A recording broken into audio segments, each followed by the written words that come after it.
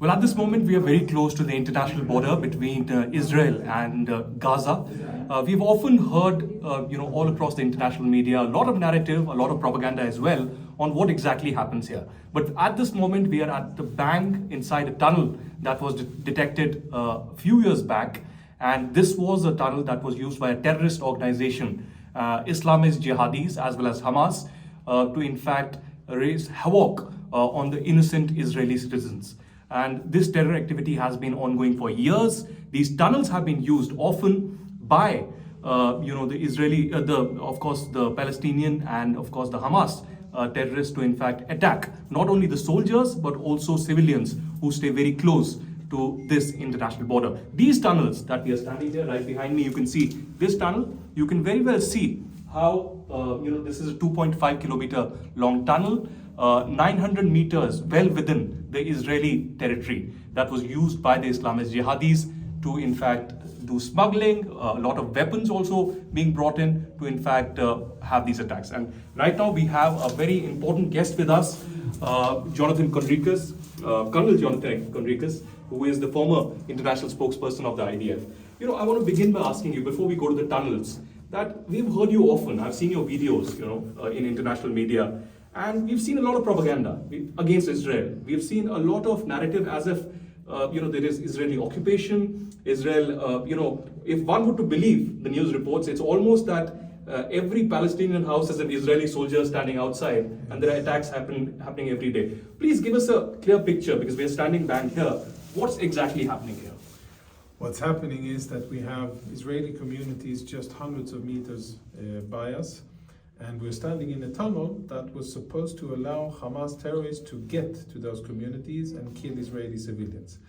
We have a border about 900 meters away, which is monitored and patrolled by Israeli soldiers. And the purpose of that border is to keep the terrorists in Gaza and to keep Israeli civilians safe.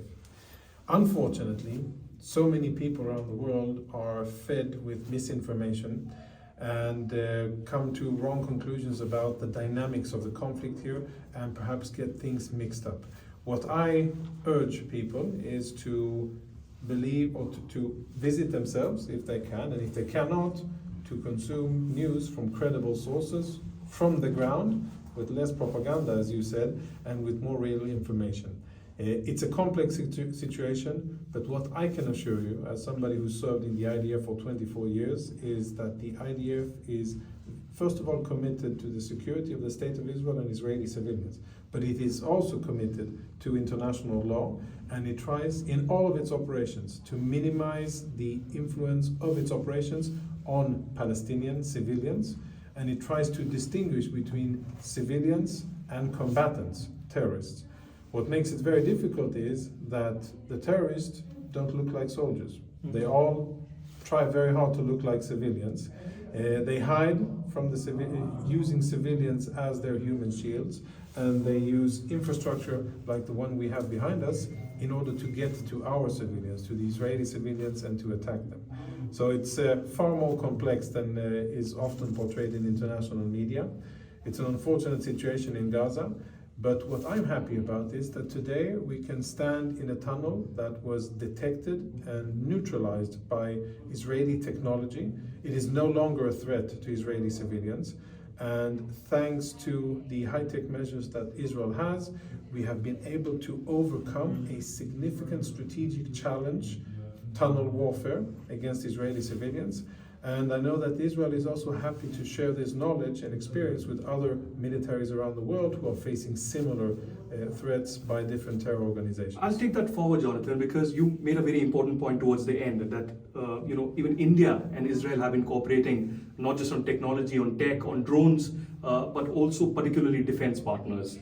I want to ask you, because I hail from Kashmir, in Jammu and Kashmir, and we have a similar problem there, Pakistan-sponsored terrorism. But one thing that's been noted over the last few years is the tunnels and the drones that are being used. Yes. So tunnels are being used not just to smuggle in drugs, but also weapons now. Yeah. And there are active terrorists who are coming in and sneaking in through those tunnels to kill innocent Indians in Jammu and Kashmir. So is there a larger cooperation between India and Israel, perhaps also to study, not only get equipment and technology, but to study the patterns and, as you said, neutralize it? I know that there's significant, large-scale cooperation between Israel and India, weapons as well as knowledge and what we call in the military TTPs, tactics, techniques and procedures, which are very important. It took the IDF and the Israeli Defense Establishment about 20 years to figure out the technology and the ways in which to deal with tunnel warfare as effectively as we've done now. So it takes time, and I know that Israel is very happy to share that knowledge with select countries around the world. We are in close partnership with the Americans, but there are a few countries around the world which Israel trusts enough to be able to share that knowledge. And I think that it's definitely something that Israel, A, has an interest, and B, should be looking towards doing, not only systems, but sharing knowledge and the know-how of how to deal with that dimension of warfare, the underground warfare. The big challenge, I think the biggest difference is scope. India is a tremendously large country. Israel is very small, and by being small, the systems you need are confined to very select geographical areas. India faces immense challenges because the border is thousands of kilometers, and any terrorist coming from Pakistan has many different areas where he can opt to operate.